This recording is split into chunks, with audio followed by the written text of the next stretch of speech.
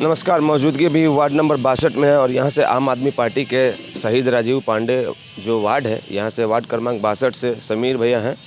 इनको आपसे टिकट मिला है और ये किस तरीके से अपने चुनावी रणनीति को बना रहे हैं और किस तरीके से लोगों के बीच जा रहे हैं और क्या कुछ चल रहा है इनके खेमे में, वो जानने का कोशिश करते हैं।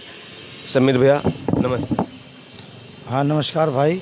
एक छोटा सा परिचय हो जाए, उसके बाद संपूर्ण परिचय राजनीतिक और गैर राजनीतिक दोनों, उसके बाद आगे बढ़ेंगे हम लोग। मैं समीर अख्तर हूँ और मैंने 5 साल वकालत भी की है, 6 साल लगभग। पेशे से वकील भी हैं आप? जी। और उसके बाद यह टिकट मेरे पहले कांग्रेस पार्टी मेरे पिताजी को देना चाह रही थी, तो उन्होंने यही रिक्वेस्ट किया कि मेरे बेटे को दिया जाए। और 15 साल पहले मैं पार्षद नहीं कांग्रेस से। अच्छा, कांग्रेस से। 15 साल पहले मैं कांग्रेस से पार्षद, फिर लगातार 3 बार पार्षद बना। उसके वार्ड नंबर 62 से? जी, मैं 3 बार लगातार यहाँ का पार्षद रहा हूँ। अब उसके बाद मेरी ईमानदारी का यही सिला मिला। मैं हर विधानसभा लोकसभा सब में कांग्रेस को सबसे ज़्यादा वोटों से रायपुर शहर में टॉप लीड दिलाता था, मगर आज कांग्रेस पार्टी में टिकट बिकने का काम या चापलूसी का काम, तो कहीं ना कहीं आपको एक धक्का और दुख मिला है पार्टी से? निश्चित रूप से बहुत बड़ा दुख मिला है, जिसके लिए हमने अपनी पूरी जान लगा दी, सब कुछ निछावर कर दिया। वहाँ सम्मान नहीं मिला। मैं ही नहीं, मेरे से बहुत से कार्यकर्ता है, जैसे हमारे पड़ोसी वार्ड में गुड्डू साहू लड़का है, कांग्रेस के लिए हर कार्यक्रम में जाना, हर कार्यक्रम में रहना। और वहाँ पर भी अमित दास जी की पत्नी को टिकट मिला है, जो विधानसभा लोकसभा में कांग्रेस को बुरी तरह हरवाते हैं। मेरी लड़ाई ये है, ईमानदार कार्यकर्ताओं के लिए मैंने लड़ाई लड़ी कि जो ईमानदारी से कांग्रेस का काम करता है उसको टिकट दीजिए।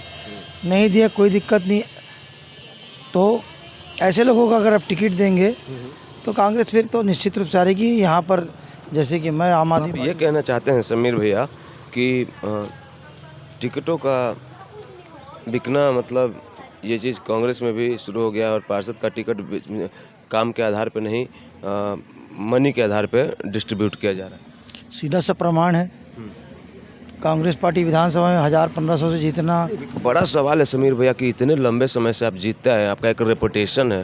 15 साल मजाक है क्या? और उसके बाद वास्तविक रूप से आपको कहीं ना कहीं पार्टी ने धक्का दिया। निश्चित रूप से इसका भुगतान उनको मिलेगा।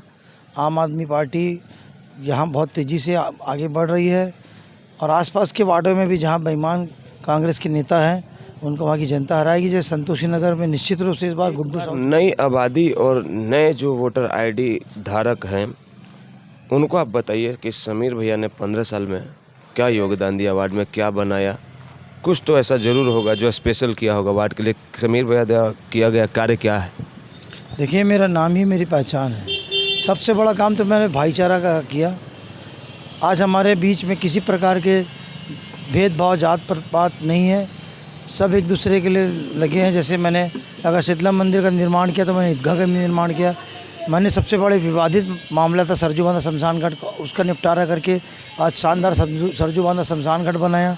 दशहरा का जो हमारे वार्ड में, पुराने वार्ड में दशहरा मैदान था, उसका सौंदर्यीकरण कराया और सतनामी पारा समाज का भवन बनाया, धनगर समाज का भवन बनवाया और ब्राह्मण समाज का भवन बनवाया।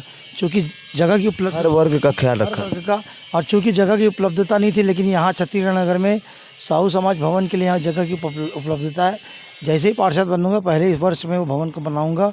फिर यहाँ पर एक धर्मनगर में गार्डन है, तालाब है, जिसका मांग किया गया देवी माता कर्मा के नाम से किया जाए करके। जैसे ही पार्षद बनूंगा पहले ही समान सभा में वो प्रस्ताव जाएगा कि ये जो तालाब और गार्डन का नाम है देवी माता कर्मा के नाम से किया जाए।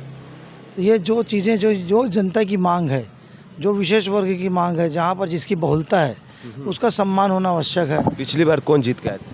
पिछले बार इस क्षेत्र से जो नया एरिया है वहाँ से देवेंद्र यादव जी जीते थे, 2 बार उन्होंने जीते। कौन सी पार्टी के? वो भी कांग्रेस से थे। मुझे एक बात बताइए, उनका 5 साल आपका परफॉर्मेंस कैसा लगा? देखिए, मैं 15 साल से हूँ और मेरे वार्ड में आप जाके पता लीजिए, और ये नए वार्ड में भी जो नया हिस्सा जुड़ा, जो देवेंद्र यादव जी का परिसीमन के बाद इनका 6000 से 6500 वोटर जुड़े हैं। हमारे उस क्षेत्र के 15000 वोटर थे। लेकिन आज यहाँ स्थिति में देख रहा हूँ कि देवेंद्र यादव जी के पक्ष में वो माहौल नहीं दिखता। पता नहीं क्या कारण है कि लोग उनसे कहीं ना कहीं छोटी मोटी नाराज़गी नज़र आ ही रही है। और मुझे स्नेह मिल रहा, प्यार मिल रहा है। मेरे लिए तो यहाँ एक नया, आपका तो गढ़ है, आपका तो गढ़ है। मेरा जो पुराना एरिया मेरा गढ़ है, और यहाँ भी मैं लगभग 30-40 साल से लोग मुझे जान रहे हैं। 20-25 साल तो मैंने क्रिकेट के टूर्नामेंट यहाँ कराए हैं। तो यहाँ पर सारे जो मेरी हम उम्र है सारे दोस्त यहाँ भी हैं, और मुझे बचपन से जान रहे हैं कि मैं कैसे व्यक्ति हूँ, कैसे है। तो यहाँ भी मेरे धीरे धीरे समर्थन प्राप्त हो रहा है, और आखिरी दिन तक यहाँ पर सवाल पे आते हैं, उनका कार्य शैली और कार्य प्रणाली और परफॉर्मेंस अगर मैं 10 रखूं उनके लिए टोटल पूर्णांक, तो कितना दीजिएगा काम के आधार पर? देखिए, मैं किसी का आकलन नहीं कर सकता। उनका काम भी अपनी जगह स्थान पे अच्छा रहा है, ऐसा नहीं है कि उन्होंने काम खराब किया है।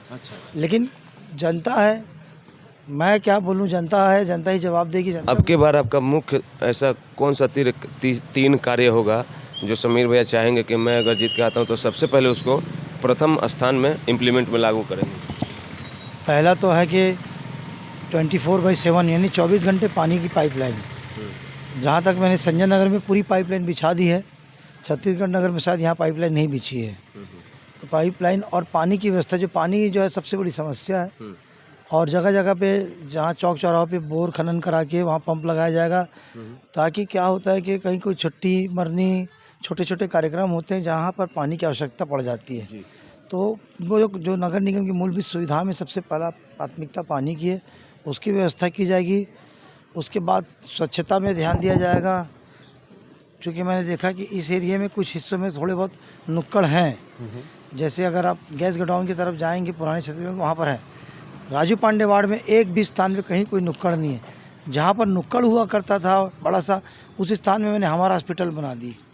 तो हर गुरुवार के दिन बदलते हैं कहते हैं ना, तो वैसे ही वहाँ गुरुवार के दिन हमने बदला है। यहाँ भी स्वच्छता पे ध्यान देंगे।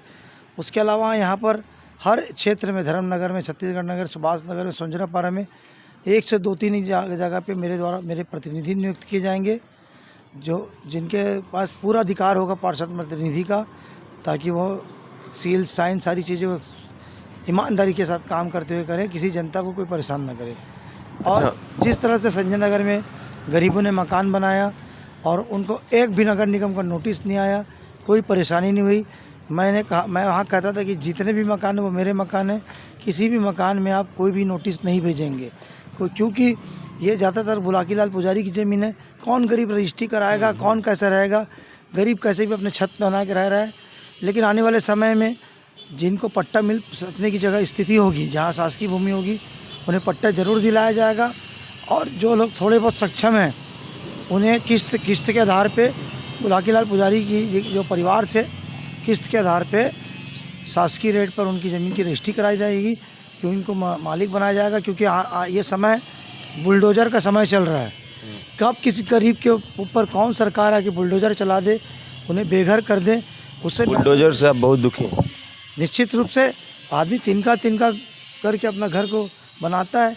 किसी भी कारण से किसी भी गरीब के ऊपर बुलडोज़र चलाना, मैं छत तोड़ने से पहले उसको छत देनी चाहिए, ये मेरी सोच है।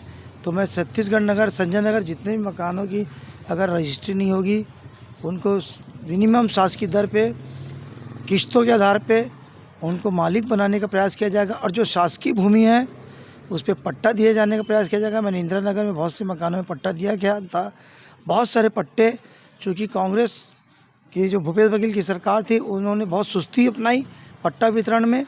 तो चुनाव की रात तक, आचार संहिता की रात के पहले तक उन्होंने पट्टा वितरण नहीं किया।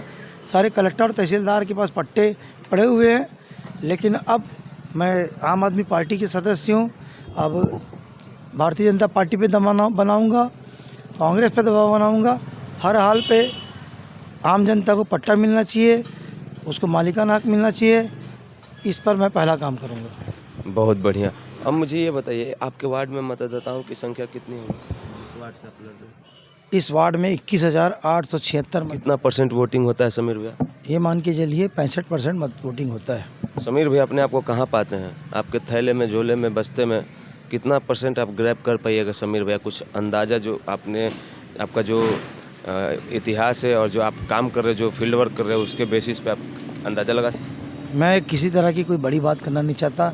मैं तो सबसे पहले सिर्फ चाहता हूँ, मैं भले मैं मतदान में मेरा नाम आए ना, लोगों के दिलों में मेरा नाम है, कि लोग समझे कि सब। क्या बात है यार, क्या बात है, वाह, बहुत खूब। अब मुझे एक बात बताइए, जब आप यहाँ से ईश्वर करे आप जीतें, तो जब जीतेंगे तो मेरे सवाल के सिलसिले में ना ये सवाल बहुत कॉमन रहता है, मैं सबसे ही पूछता हूँ, ज़रूरी पूछता हूँ, बेटियों के लिए क्या सोचते हैं, बेटियों के तरक्की के लिए क्या सोचते हैं समीर भैया?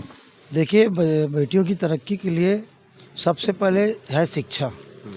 वो पढ़ेगी तो बढ़ेगी। बच्चों को हम पढ़ाने के लिए जो भी हो सकता है व्यवस्था करेंगे। हो सकता है कि निःशुल्क यहाँ पर ट्यूशन्स की सुविधा दी जाए, पढ़ाई की सुविधा दी जाए। उसके बाद जैसे मैंने संजय नगर में सिलाई कढ़ाई की व्यवस्था उनके लिए की, मेहंदी की, इस क्षेत्र में आप भी ये कर चुके हैं? मैंने पहले अपने वार्ड में, जो पुराने वार्ड में, वहाँ सिलाई कढ़ाई मेहंदी, इसका आज भी वहाँ प्रशिक्षण चल रहा है। वैसे ही प्रशिक्षण यहाँ की बेटियों की छत्तीसगढ़ में, ऐसा लग रहा है कि एक वार्ड से नहीं, मैं 2 वार्ड से चुनाव लड़ रहा हूँ।